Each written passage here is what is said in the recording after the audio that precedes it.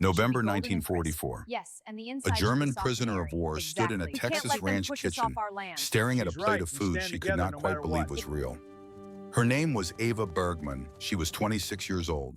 For 3 years, she had served the Third Reich as an administrative clerk processing supply requisitions in what she believed was honorable service to her country.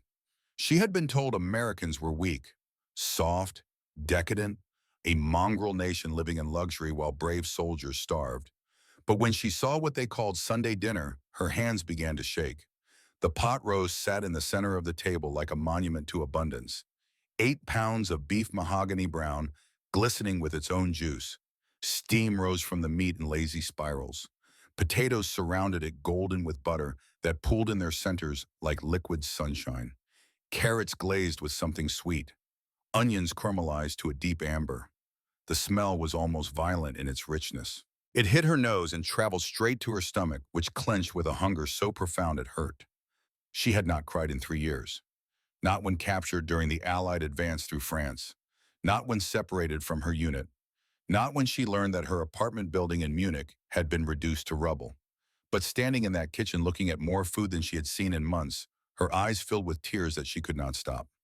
What happened next would change not just her life, but the very definition of what it means to be an enemy.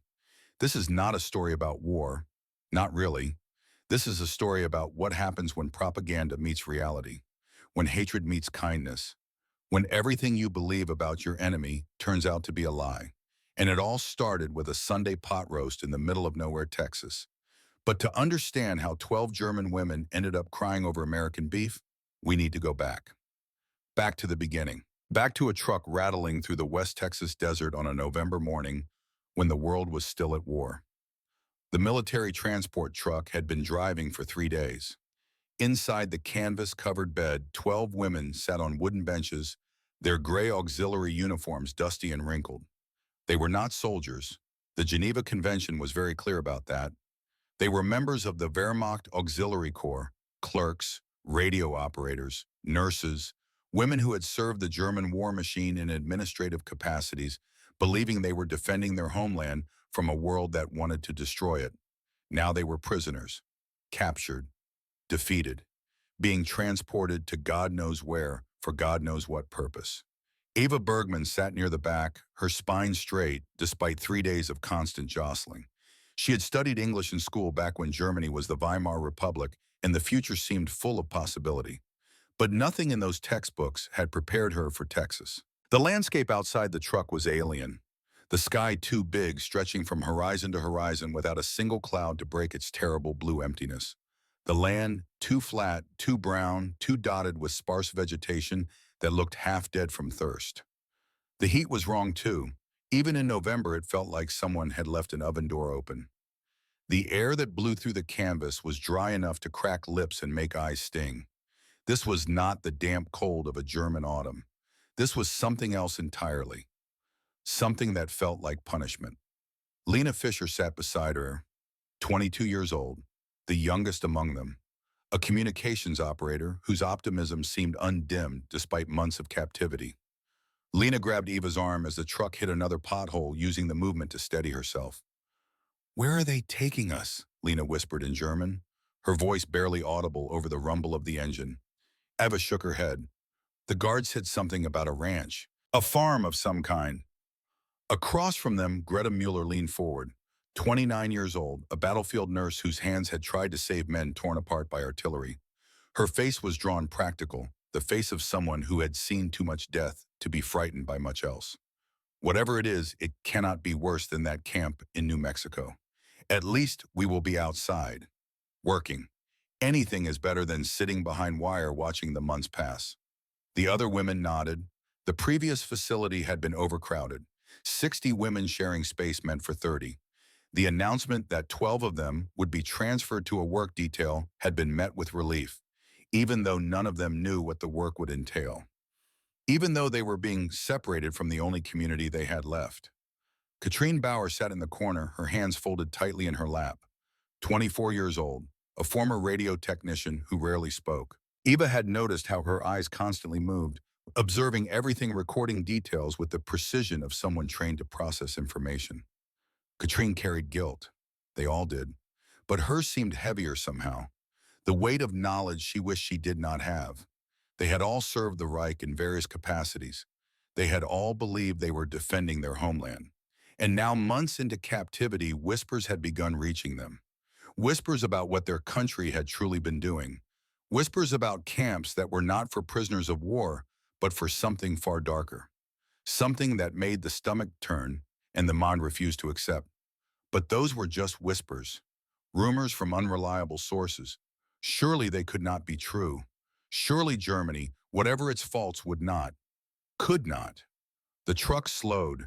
Eva felt the change in momentum before she heard the driver calling out in English. The vehicle came to a complete stop. The engine idled, making the whole truck bed vibrate. The canvas flap at the back pulled open. Sunlight flooded in so bright after 3 days of filtered dimness that Eva had to squint. An American soldier gestured for them to climb down. His face was young, sunburned, utterly neutral. "Out," he said. "Come on, let's go."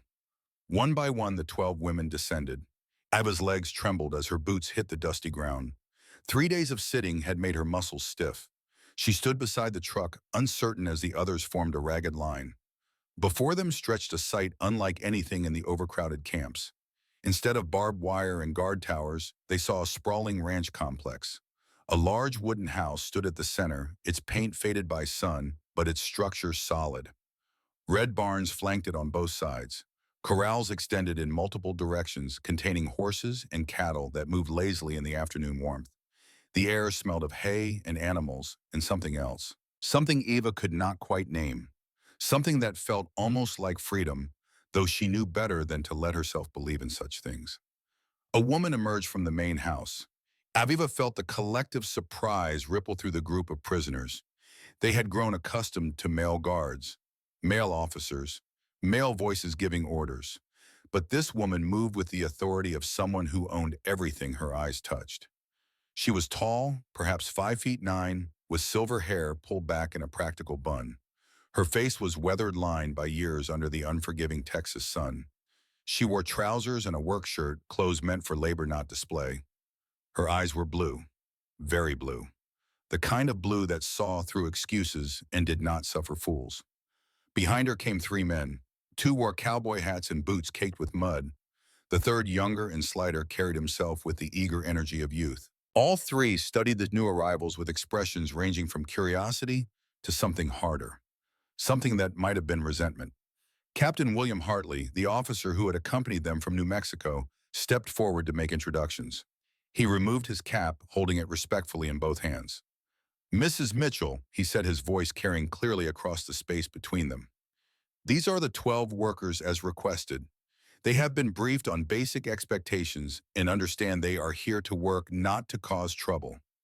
The woman he addressed as Mrs. Mitchell studied each face with those intense blue eyes. Eva forced herself to maintain eye contact, unwilling to show weakness, despite her exhaustion, despite the fear that coiled in her stomach, despite not knowing what came next. "Welcome to the Double Bar Ranch," Mrs. Mitchell said. Her voice was strong, clear, a voice used to being obeyed. "I know you probably do not understand much of what I am saying, but we will figure it out as we go. You are here to work. We need help with our cattle, our horses, and our land. In return, you will be fed, housed, and treated fairly. That is the deal. Nothing more, nothing less." She paused, letting her words sink in, even though Eva suspected most of the women understood only fragments of the English. The tallest of the men stepped forward, removing his hat to reveal sun-bleached brown hair.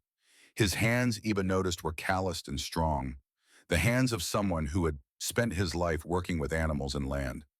"This is my son, Daniel," Mrs. Mitchell continued. "He is foreman here. He will show you where you will sleep and what your duties will be." Daniel Mitchell nodded to the women. His expression was unreadable. Not hostile, but not exactly welcoming either. Reserved, cautious. Beside him, the younger man watched with obvious skepticism in his eyes. The third man, darker skinned, with kind eyes, offered a slight smile that Lena returned hesitantly. "Miguel will help get you settled," Daniel said slowly, speaking as if to children or people who might not understand. "Follow him." The man with kind eyes, Miguel, gestured toward one of the smaller buildings. "This way, please. Your quarters." As they walked across the dusty yard, Eva tried to process what was happening. This did not feel like a prison. There were no guard towers, no barbed wire. The fencing she saw was for livestock, not people. The buildings, while simple, looked solid and well-maintained. And the way Mrs. Mitchell had spoken, there had been firmness there, yes, but not cruelty, not contempt. What kind of captivity was this? The bunkhouse Miguel led them to had been hastily prepared but was clean. 12 beds with thin mattresses, 12 small lockers, a wood stove in the corner for heat, windows that actually opened. After months in the overcrowded New Mexico facility, it seemed almost luxurious. Rest today, Miguel said in careful English, supplemented with hand gestures. Tomorrow work begins. Dawn. Understand sunup we work. Lena, whose English was progressing fastest among them, nodded. Yes, we understand, thank you. Miguel smiled at her effort. You speak good. You teach others, yes. I will try. After he left, the 12 women stood in their new quarters looking at each other. Frida, at 31, the eldest among them, was the first to speak. Well, she said in German, her voice dry, this is different. That night they ate simple rations brought to their bunkhouse. Bread, cheese, some kind of bean soup. Plain food, but more than they had received in the camps. As the sun set and the Texas sky turned from blue to orange to deep purple, Eva lay on her thin mattress and tried to understand what was happening. Through the window she could see lights in the main house, could hear very faintly the sound of voices and laughter.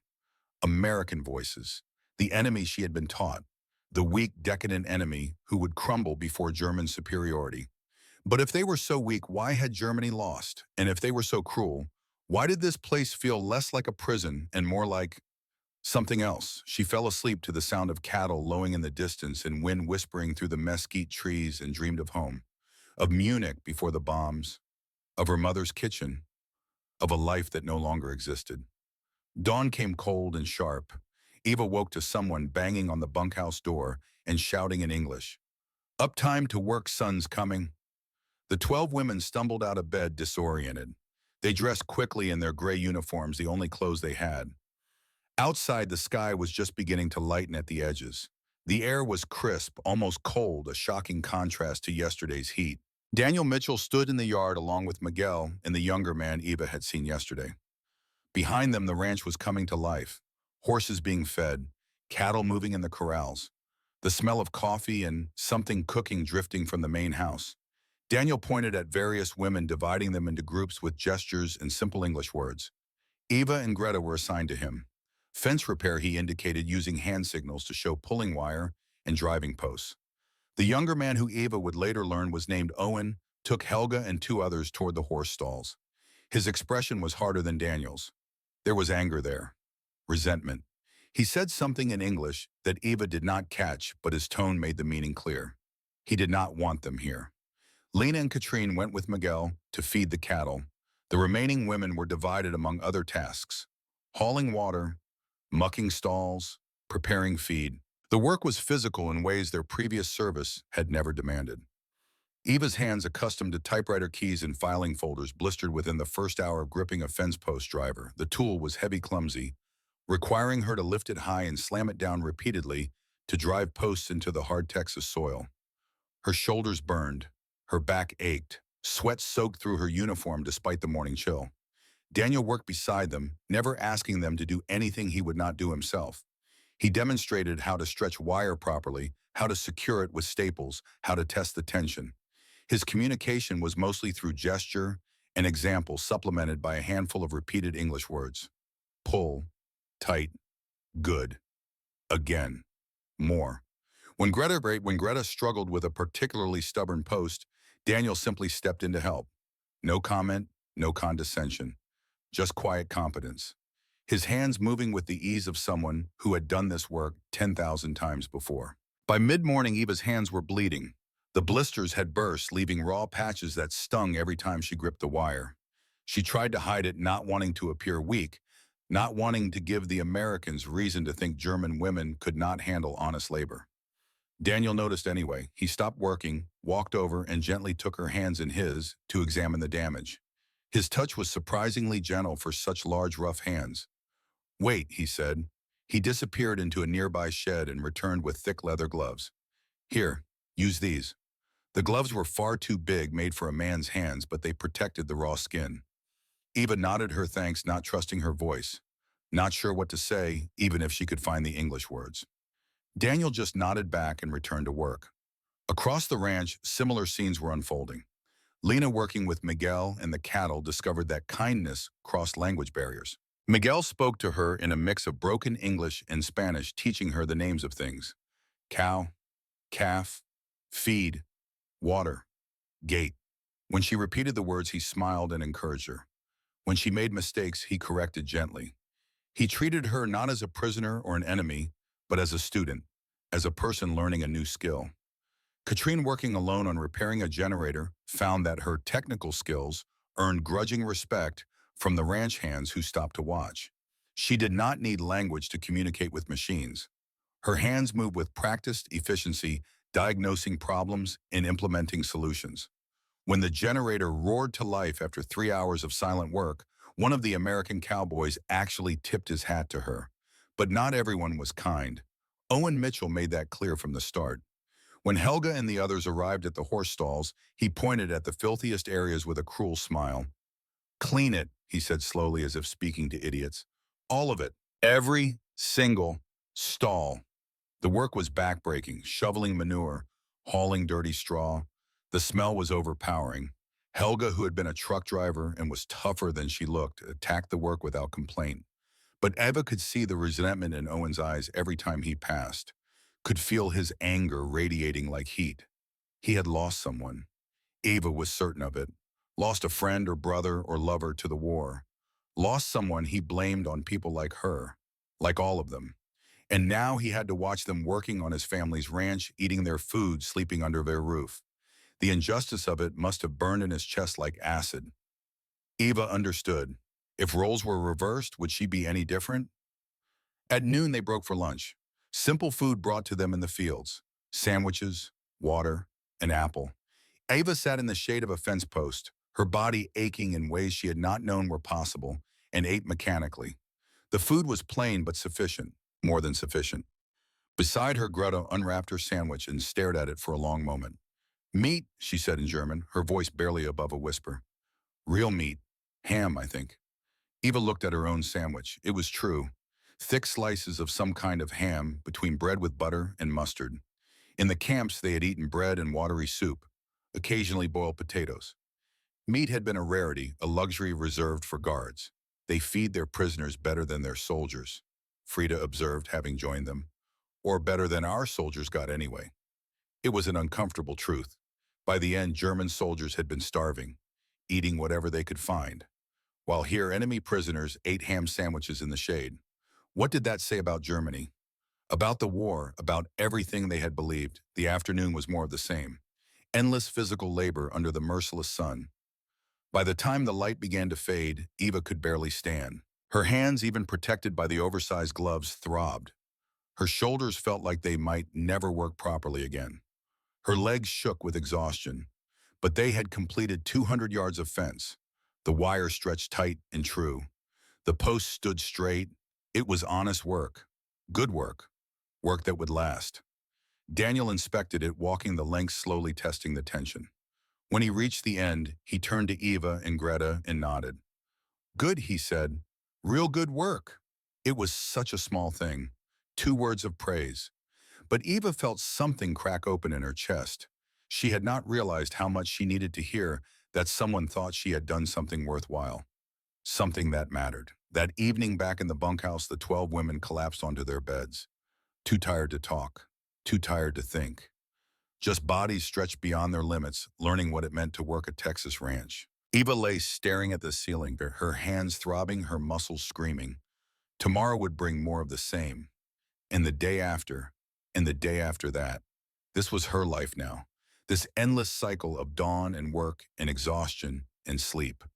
But as she drifted off, she thought about the gloves Daniel had given her, about Miguel's patient teaching, about the grudging nod from the cowboy when Katrine fixed the generator, about ham in a sandwich in water freely given. Small kindnesses, ordinary decencies, things that should not matter but somehow did. Outside, the Texas night settled over the ranch. Stars appeared more than Eva had ever seen in her life, scattered across the sky like diamonds on black velvet. An owl called from somewhere in the darkness. Cattle shifted and breathed, and 12 German women slept the sleep of the exhausted, not yet knowing that everything they believed was about to be challenged. Not yet knowing about the Sunday pot roast. Not yet knowing that sometimes the greatest weapon an enemy can deploy is simple, devastating kindness. But they would learn. Tomorrow was Friday, and Sunday was coming. The next 5 days established a rhythm that the women began to understand, even if they could not yet speak the language that governed of it. Wake before dawn when the sky was still black and stars hung like ice chips in the darkness. Dress quickly in the cold. Walk to the yard where Danielle and Miguel waited with the day's assignments. Work until the sun climbed high enough to make you squint. Break for lunch. Work until the light began to fail. Return to the bunkhouse. Eat simple rations. Sleep the sleep of the exhausted. Repeat. Day 2, Eva learned to milk a cow. The animal was massive, warm, and utterly indifferent to her presence. Miguel showed her how to position the bucket, how to grip the teats, how to pull in a rhythm that coaxed the milk out in steady streams. The first time she tried, nothing happened. The cow shifted its weight, and Eva nearly fell off the stool. Miguel laughed not unkindly and demonstrated again. Patient, encouraging. When she finally got milk to flow, he clapped her shoulder and said something in Spanish that she did not understand but whose meaning was clear. Good job. Keep going. Day 3, Greta helped Miguel treat a cow with an infected hoof. The animal bellowed and tried to kick, terrified and in pain. Greta moved with the calm competence of someone who had dealt with far worse. She held the leg steady while Miguel cleaned the wound, applied medicine, wrapped it with practiced efficiency. Afterward, Miguel studied her with new respect. You know animals, he said in his careful English. Greta shook her head. People, she corrected. I know people. Animals are not so different when they hurt. Day 4, Lena taught Ben his first German words. They were feeding cattle together, a task that required more muscle than skill, and Ben talked constantly. A river of English that Lena could not hope to follow. But his enthusiasm was infectious. He pointed at things and said their names. Fence, skyne, cow, horse, sun. When Lena repeated them back, he grinned and encouraged her. Then she turned the game around, pointed at the horse and said, Ferd. Ben's face lit up. He tried the word, mangling it terribly. Lena laughed and corrected him. By the end of the day, Ben could say 5 German words and Lena could say 20 English ones. It was a start. Day 5, Katrine repaired the ranch's electrical system. She worked alone, preferring silence to the struggle of broken communication. Her hands moved with the sureness of someone who understood how current flowed and circuits connected.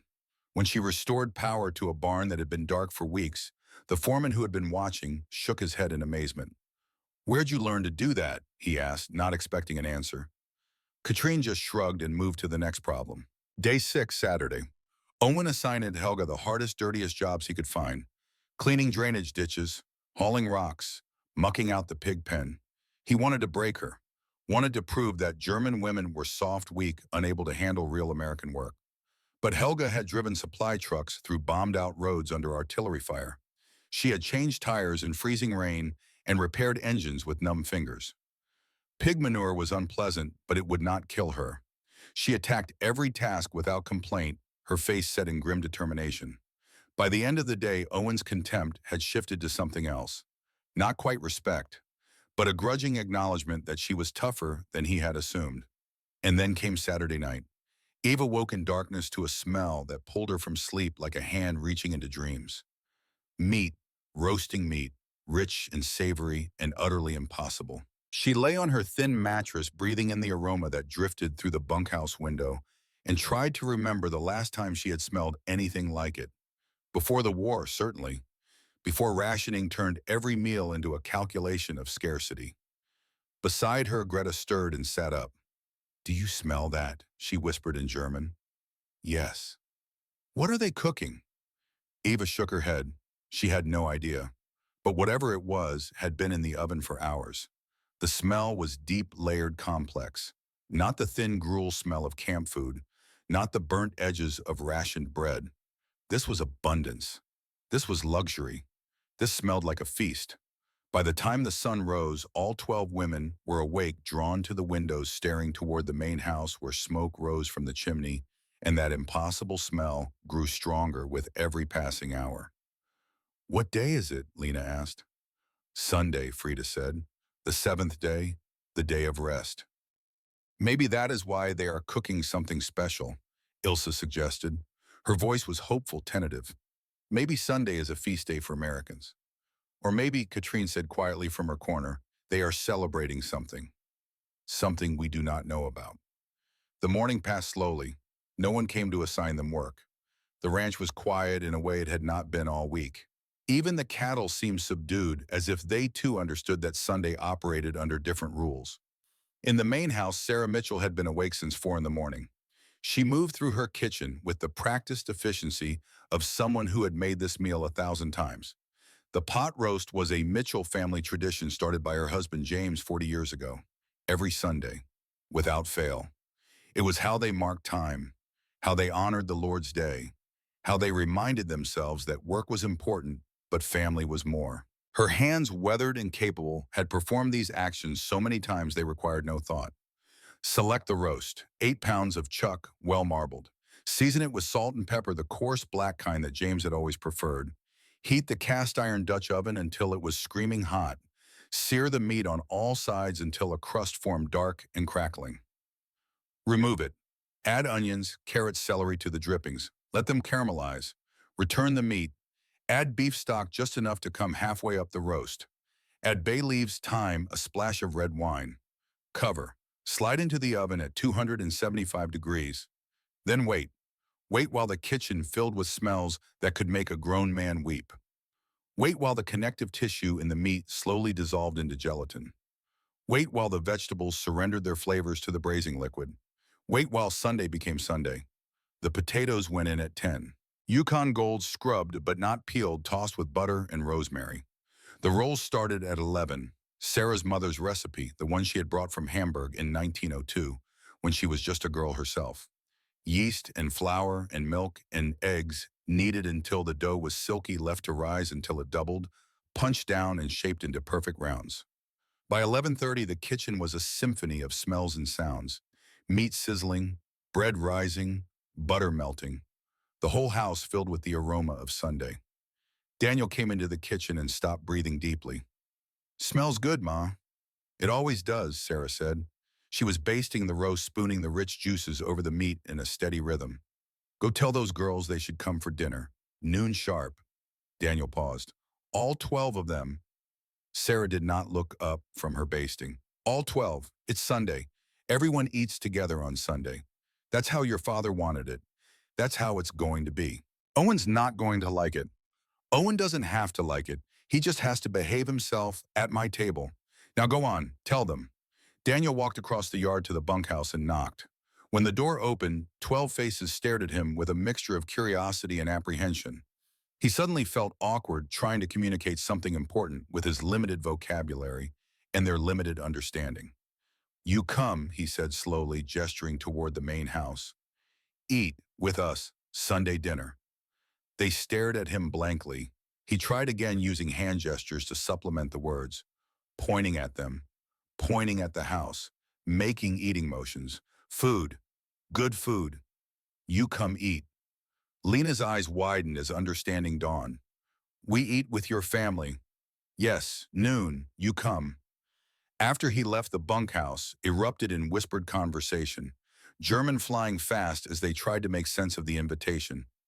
"Did he say we are to eat with them?" Greta asked. "In their house," Eva confirmed. "Why would they do that?" Katrine's voice was sharp with suspicion. "We are prisoners, the enemy." "Maybe," Frida said slowly, "it is a special day, a holiday we do not know about." Lena's face brightened. "The smell, the cooking all morning. They are making a feast. For us, but why?" Eva could not make sense of it. "We have done nothing to deserve a feast. We have only worked for 6 days." "Maybe that is why," Ilse suggested. "Maybe Americans celebrate the end of a work week." The idea took hold. A special meal to mark their first week of labor. A gesture of what welcome acceptance. It seemed too good to be true. But the smell drifting from the main house promised something extraordinary, something they had not experienced in years. They had no clean clothes, no way to make themselves presentable. But they did their best. Brushed hair, washed faces and hands in cold water, straightened uniforms as much as possible. When noon came, they walked across the yard in a nervous cluster, 12 women in gray moving toward a promise of abundance. The kitchen door stood open. Sarah Mitchell waited on the porch, her silver hair catching the midday sun. She smiled at them, a real smile that reached her blue eyes and gestured them inside. "Come in," she said. "Welcome." They stepped through the doorway into another world. The kitchen table had been extended with extra boards, creating a surface long enough to seat everyone. A white cloth covered it, not fancy, but clean and pressed. Plates had been set at each place. Real china, not tin mess kits. Glasses for water. Cloth napkins folded beside each plate. Candles not yet lit, but waiting. And in the center, like an altar, to abundance, the food. Eva saw the pot roast first. It dominated the table, sitting on a massive platter that looked like it might require two people to lift. The meat had been removed from the Dutch oven and allowed to rest, and now it sat in glory surrounded by vegetables that had taken on the color and flavor of the braising liquid. The crust on the outside was dark, almost black, in places, crackling with rendered fat. The inside, visible where Sarah had sliced a few pieces, was pink and tender, so tender it seemed to fall apart at the touch of the knife. Around the roast potatoes, golden and glistening with butter that pooled in their centers like liquid sunshine. Carrots glazed until they shone, onions sweet and soft, a separate bowl of green beans with bacon, another of roasted root vegetables, a basket of rolls so fresh they still steamed when Sarah pulled back the cloth covering them. Butter in a dish, gravy in a gravy boat, thick and dark and rich enough to stand a spoon in, and on the counter waiting an apple pie, crust golden brown and flaky, filling bubbling through the vents on top. The smell of cinnamon and sugar mixing with everything else. It was too much. Too much food, too much kindness, too much of everything. Eva felt her throat tighten, felt tears prick at her eyes. She had not cried in 3 years, had not let herself cry because tears were weakness and she could not afford weakness. But standing in that kitchen, looking at more food than she had seen in months, looking at a table set as if for honored guests instead of enemy prisoners, something inside her cracked. She was not alone. Around her, she heard Greta's sharp intake of breath, heard Lena whisper, "Gott im Himmel," in a voice full of wonder, saw Frida's hand go to her mouth as if to hold back a sob, saw Katrine freeze, completely unable to process what she was seeing. Sarah Mitchell watched their reactions with something that might have been satisfaction, or compassion, or both. She moved to the head of the table and gestured for them to sit. "Please," she said, "sit down." And they sat hesitantly, perching on the edges of chairs as if afraid the furniture might break, or disappear, or reveal itself as a cruel illusion. Daniel stood at the other end of the table, carving knife in hand. He sliced into the roast with smooth, practiced strokes. The knife went through the meat like it was butter, releasing juice that ran across the cutting board. He served each woman a piece, thick slices 6 ounces at least. Real portions, generous portions, the kind of portions that made it clear there was plenty, more than enough. No need to hoard or ration or calculate scarcity. Sarah moved around the table, adding vegetables to each plate. Potatoes, carrots, beans, onions, building mounds of food that it seemed impossible, that after years of empty bowls and thin soup. Owen sat at the far end, his face rigid with disapproval. Beside him, Ben bounced with excitement, clearly thrilled to have so many people at the table. Miguel sat quietly, his kind eyes taking in the scene with a gentle smile. When everyone had been served, Sarah returned to her seat. She folded her hands and bowed her head. "Lord," she said, her voice clear and strong, "we thank you for this food, for this day of rest, for the hands that worked this week and will work again tomorrow. We thank you for bringing these women safely to our home. We ask that you watch over all those who are far from home today, wherever they may be. Amen." A chorus of amen followed. The 12 German women sat frozen, uncertain what was happening. Was this a prayer? Some kind of ritual they did not know. They only knew that the food sat before them, steaming and fragrant and real. Sarah looked up and smiled. "Please," she said, "eat." Ava picked up her fork. Her hand trembled. She cut into the meat, and it fell apart at the touch of the knife. She lifted a piece to her mouth. The flavor hit her like a physical force. Rich, savory, complex. The meat was so tender it dissolved on her tongue, releasing waves of flavor that had been building for hours in the oven. The fat had rendered into something silky and luxurious. The vegetables had absorbed the meat's essence, becoming sweet and savory at the same time. The potato, when she tried it, was creamy and buttery and perfect. For 3 years, Ava had eaten rations, gray bread, watery soup, boiled potatoes with no seasoning, food that kept you alive but gave no joy. This was different. This was not survival. This was living. This was pleasure. This was abundance. She looked up and saw that the other women were having the same experience. Greta was crying openly as she ate, tears streaming down her face while she chewed. Lena had closed her eyes as if the flavors required her full attention. Frida was shaking her head slowly, as if denying that this could be real. The table was mostly silent except for the sounds of eating, forks on plates, glasses being lifted and set down, bread being torn. The Americans ate normally, as if this was ordinary, as if Sunday pot roast was nothing special. Just another meal, just what they did. But to the German women, it was a revelation. This was what abundance looked like. This was what it meant to have enough. Not just enough to survive, but enough to be generous. Enough to share with enemies. Enough to set a table like this and invite prisoners to eat as if they were family. What kind of country could do this? What kind of people?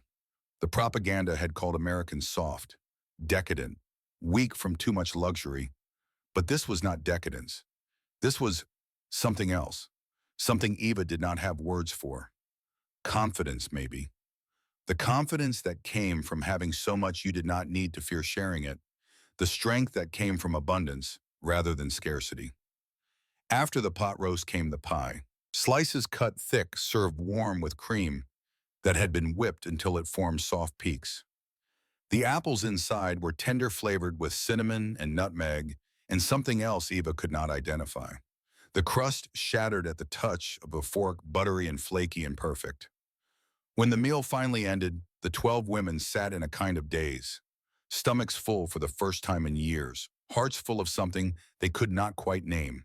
Confusion, maybe, gratitude, certainly, and beneath it all, a growing sense that everything they had been told about America, about the enemy, about the war itself might have been a lie. Sarah stood and began clearing plates. Without being asked, several of the women rose to help. Language was not needed for this. The universal language of women cleaning up after a meal transcended borders and war. As Eva carried dishes to the sink, she caught Sarah watching her. Their eyes met, and Sarah said something in English that Eva did not understand. Then, to Eva's surprise, Sarah added a few words in German. "I hope you enjoyed it," she said, her German carrying a faint accent. Eva stared at her, speechless. Sarah spoke some German, and this meal, this incredible feast, was something the family did regularly. Sarah seemed to read her thoughts. She placed a hand on Eva's shoulder, gentle and firm at the same time. "You are welcome here," she said softly, switching back to English with gestures. "Every Sunday." Eva nodded, not trusting herself to speak, not sure what she would say, even if she could find the words. That night, back in the bunkhouse, the 12 women lay in their beds and tried to process what had happened. Some whispered in German, others lay silent. All of them were trying to reconcile what they had been taught with what they had experienced. Lena spoke first, her voice small in the darkness. "That was the most beautiful meal I have ever eaten." "It was," Greta agreed. "I cannot remember the last time I was so full." "They did that for us," Ilse said. "Made us a feast, welcomed us to their home." "Did they," Katrine's voice was sharp, "or did they simply let us join what they were doing anyway?" The question hung in the air. No one had an answer. In her corner, Eva pulled out the small journal we had managed to keep through capture and transport and imprisonment. She had one pencil worn down to a nub. She wrote by feel in the darkness, unable to see the words forming. November 19th, 1944. Today we ate Sunday pot roast with the Mitchell family. It was the first real meal I have had in 3 years. But more than that, it was the first time since capture that I felt like a human being instead of a number. The propaganda told us Americans were weak, soft, unable to make the hard choices necessary for survival. But I am beginning to think we confuse cruelty with strength. These people who owe us nothing, who have every reason to hate us, treated us with a dignity I did not know, still existed in the world. I do not understand it. I do not know what it means. I only know that I have never felt more ashamed of what my country has become. She put the journal away and lay back staring at the ceiling. Tomorrow was Monday. Work would begin again at dawn. The rhythm would resume. But something had changed. Some seal had been broken. And Eva suspected that more changes were coming. Sunday was every 7 days, which meant in 6 more days they would do this again.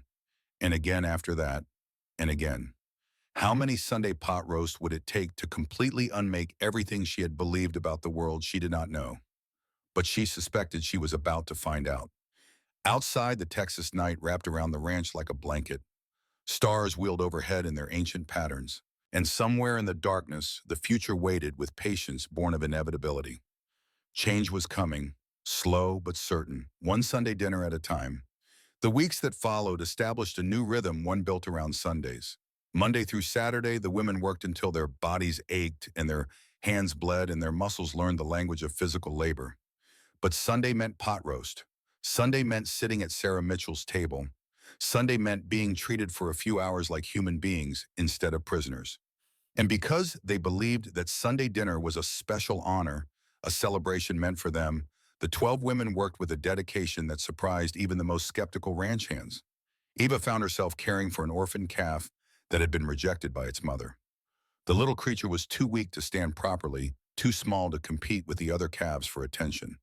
In a normal year, it would have been left to die. Nature's way. The survival of the fittest.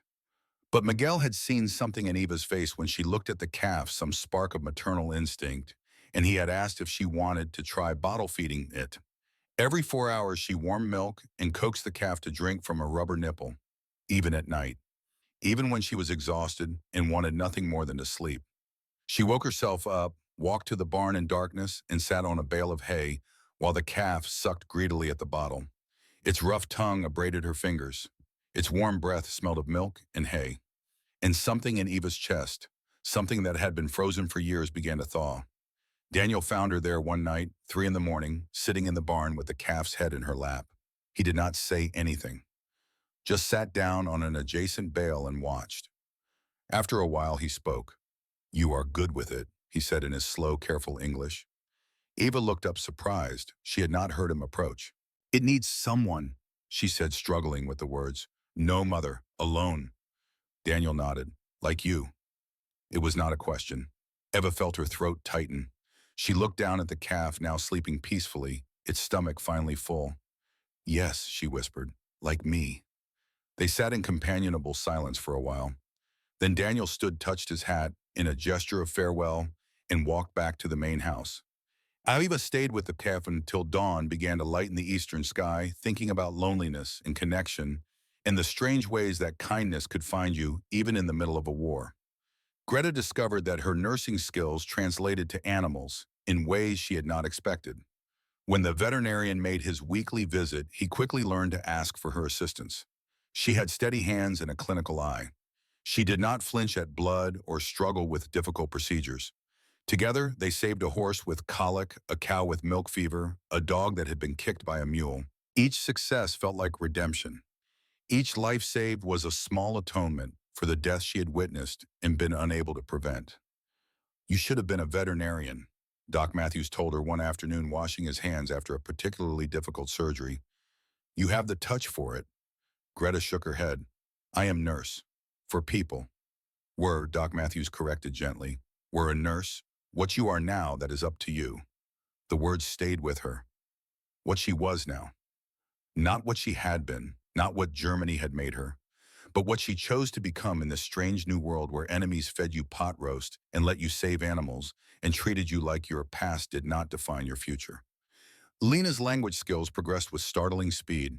She had always had an ear for languages, and English was not as different from German as she had feared. Ben appointed himself her unofficial tutor, pointing at objects and repeating their names with patience born of genuine affection. Fence, ski, horse, water, cloud, sun. Lena repeated the words, her accent improving daily. In return, she taught Ben German. Ferd, Himmel, Wasser, Wolke, Sonne. They created a hybrid vocabulary that belonged to neither language, but somehow functioned for communication. By the third week, Lena could hold basic conversations, could ask for tools by name, could understand Daniel's instructions without needing gestures. And every evening, she taught the other women what she had learned, conducting impromptu English lessons in the bunkhouse while they mended clothes or cleaned equipment. Katrine remained largely silent, but her work spoke volumes. She had rebuilt the electrical system, repaired the water pump, fixed the generator, and diagnosed a problem with the tractor that had stumped the regular mechanic. Her technical competence earned respect that words never could. The ranch hands stopped treating her as a prisoner and started treating her as a colleague. They asked her opinion, sought her expertise, nodded when she solved problems they could not. But beneath her competence, Eva sensed a deeper current of guilt. Katrine worked with an intensity that bordered on desperate, as if exhausting herself physically could somehow exhaust the thoughts that plagued her at night, as if fixing machines could fix what was broken inside. The third Sunday arrived, same ritual, same incredible smells drifting from the main house, same invitation from Daniel, same walk across the yard with hearts full of anticipation and gratitude. This time the women knew what to expect, but knowing did not diminish the impact. The table still took their breath away. The pot roast still made them want to weep. The abundance still felt like a miracle. Sarah carved the roast herself this week. Her knife moved with the confidence of decades of practice. She served each woman a generous portion, her face serene as if feeding 12 German prisoners was the most natural thing in the world. "This is beautiful," Lena said in her improving English. Thank you so much." Sarah smiled. "You are welcome, dear. I am glad you are enjoying it." After the meal, as the women helped clean up, Lena gathered her courage and asked the question that had been burning in her mind. "Mrs. Mitchell," she said carefully, "why you do this for us?" Sarah paused in her dishwashing, considering the question. "Because it is Sunday," she said simply, "and on Sunday we have pot roast. That is what we do." Lena nodded, not quite understanding, but not wanting to press further. The answer seemed too simple, too ordinary. There had to be more to it, had to be some deeper reason why this family would honor their enemies with such generosity. But Sarah had already returned to the dishes, humming an old hymn under her breath, as if the conversation had already been forgotten. The fourth week began like the others, work from dawn to dusk, growing competence in their assigned tasks, growing confidence in their ability to contribute, and always in the back of their minds the knowledge that Sunday was coming, that they would sit at that table again, that they would be treated once more with a kindness they did not understand but desperately craved. On Wednesday, December 6th, Lena and Ben were sitting on a fence rail during their lunch break, sharing a canteen of water and watching cattle graze in the distance. Ben was in one of his talkative moods, chattering about anything and everything. Lena understood maybe half of what he said, but she enjoyed the sound of his voice, the enthusiasm, the uncomplicated joy he took in simple things. "Ma makes the best pot roast in all of Texas," he said, taking a long drink of water. "Been making it every Sunday since before I was born. Pa used to say it was the best thing about being married to her." He laughed at his own joke. Lena's smile froze on her face. "Every Sunday?" she asked carefully, wanting to make sure she had understood. "Yup," Ben said, oblivious to the change in her expression. "Every single Sunday, rain or shine, hot or cold, doesn't matter. Sunday means pot roast. Been a family tradition forever." He passed her the canteen. "Why?" Lena took the canteen with numb fingers. "Every Sunday," she repeated, her voice barely above a whisper. "Not special. Not for us." Ben looked confused. "Well, yeah, you get to join us now. But Ma's been making Sunday pot roast since, I don't know, probably since she got married. That is like 40 years or something." The canteen slipped from Lena's hand and hit the groundwater, splashing into the dust. She stared at Ben with eyes that were suddenly full of tears. "Lena," Ben's voice shifted to concern. "What's wrong? Did I say something bad?" But Lena was already climbing down from the fence, moving toward the bunkhouse with quick, urgent steps. She needed to tell the others, needed them to know, needed to share the crushing, embarrassing realization that had just shattered her understanding of the past 3 weeks. They had been fools. That evening after work ended and all 12 women had gathered in the bunkhouse, Lena stood before them and delivered the news in German. Her voice shook, her hands trembled. Tears ran down her face as she spoke. "The pot roast," she said. "It was never for us. It was never special.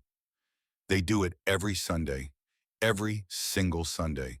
It is just what they do, a family tradition. We are not being honored. We are just included." The silence that followed was absolute. Greta was the first to react, covering her face with her hands. "We're Naren," she whispered. "We fools. We thought it was Christmas."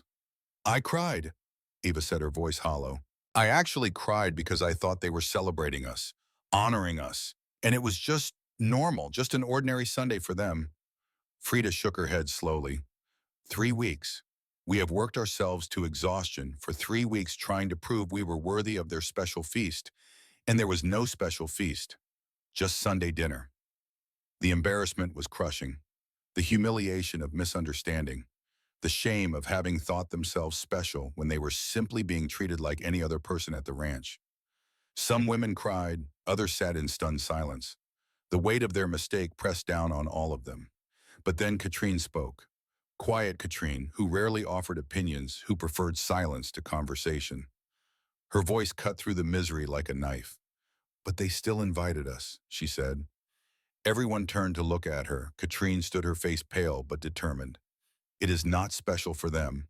It is just what they do, every Sunday, for 40 years. But they invited us, enemy prisoners, German women who served the country that killed their sons and brothers and friends. They invited us to their table, not because we are special, but because that is who they are." Eva felt something shift in her chest. Katrine was right. Of course she was right. "Think about it," Katrine continued. "Would you rather be honored once with a special gesture that costs them effort and marks you as different? Or would you rather be included in their normal life, treated as if your presence is so ordinary it requires no special accommodation?" "Both are kindness," Greta said slowly, "but one is kindness as performance. The other is kindness as character." "Exactly." Katrine sat back down. "They did not make pot roast for us. They make pot roast because that is what they do. And they simply still let us be part of it, as if we belong. As if the fact that we are German and prisoners and enemies makes no difference to their fundamental decency." Iva pulled out her journal, the small notebook she had kept through everything. She wrote by the dim light of a single lantern, her hand moving quickly across the page. December 6th, 1944. "Today I learned that what I thought was extraordinary kindness was actually ordinary kindness. The pot roast was never a celebration. It was simply Sunday. And somehow that is more powerful. These people do not perform goodness for special occasions. They live it, every week, as naturally as breathing. I have spent my whole life in a country that performs strength through cruelty. But these Americans show strength through consistency, through treating everyone, even enemies, with basic human dignity. Not because we deserve it, not because we earned it, but because that is who they are. And I am beginning to understand that this ordinary decency, practiced without fanfare or exception, this is what makes a nation truly strong." The next Sunday came. The women approached the main house with different eyes. They no longer saw a feast prepared in their honor. They saw a family tradition being generously shared. They saw inclusion instead of celebration. And somehow that made it mean even more. Sarah noticed the change in their demeanor. After the meal, as Eva helped with dishes, Sarah spoke to her quietly. "You know now," she said. It was not a question. Eva nodded. "We thought it was for us. We thought you were honoring us." Sarah smiled gently. "And now you know it is just Sunday." "Yes." "Are you disappointed?" Eva thought about it. "No," she said finally. "I think I am more grateful. You did not have to include us. You could make your pot roast and leave us in the bunkhouse. But you invite us anyway. Not because we are special, but because we are here." Sarah dried her hands on a towel and turned to face Eva fully. "My husband used to say that character is not what you do when people are watching. It is what you do when no one would know the difference. We treat you well not because anyone is keeping score, not because we expect gratitude or recognition, but because that is the right way to treat people. All people, even enemies. The words settled into Eva's chest and took root there. She would carry them for the rest of her life. But not everyone in Junction, Texas shared Sarah Mitchell's philosophy. And on the following Sunday, that divide would come to a head in a way none of them expected.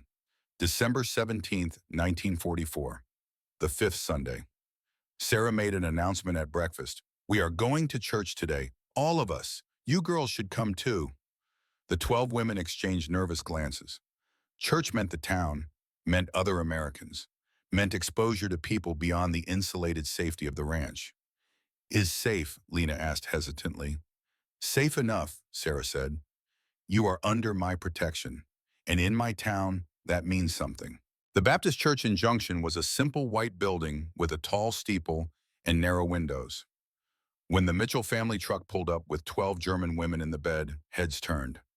Conversations stopped mid-sentence. The murmuring began before they even climbed down. Sarah walked ahead, head high, daring anyone to challenge her. The women followed in a tight cluster, feeling the weight of dozens of eyes on their gray uniforms, feeling the hostility rolling off some of the congregation like heat off summer pavement. They took seats in the back, trying to be invisible. But invisibility was impossible.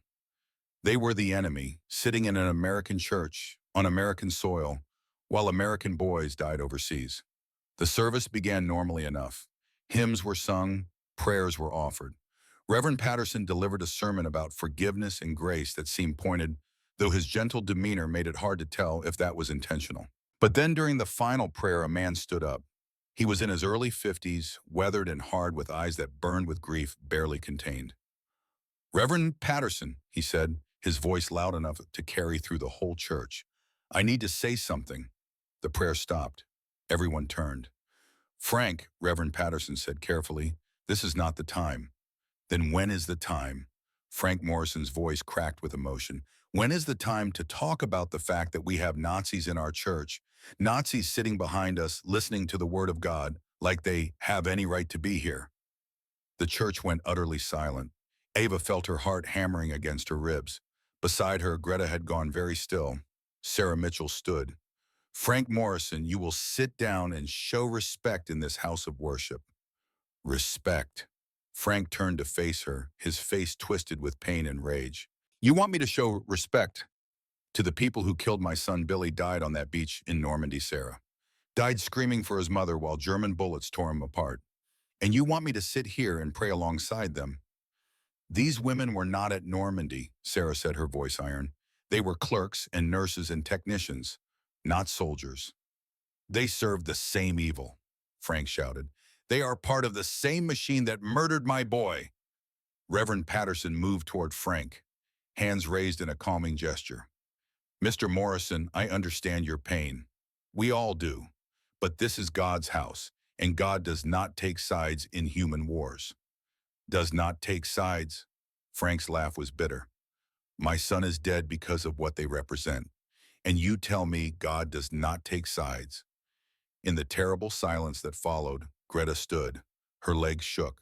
Her hands trembled. But her voice when she spoke was steady. "I am sorry," she said in heavily accented English. Every eye turned to her. "I am sorry for your son. I lost my fiancé, Klaus.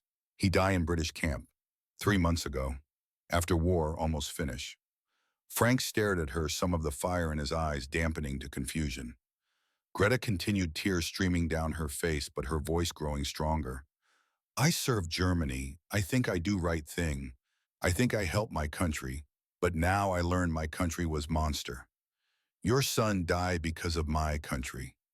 My Klaus died because of war my country start. I am sorry. I have no words good enough. Just sorry. So sorry." The silence stretched. Frank's face worked through a series of emotions. Anger, grief, confusion. Something that might have been recognition. Then Martha Cooper stood. An older woman, thin and gray-haired, wearing a faded dress that had been mended many times.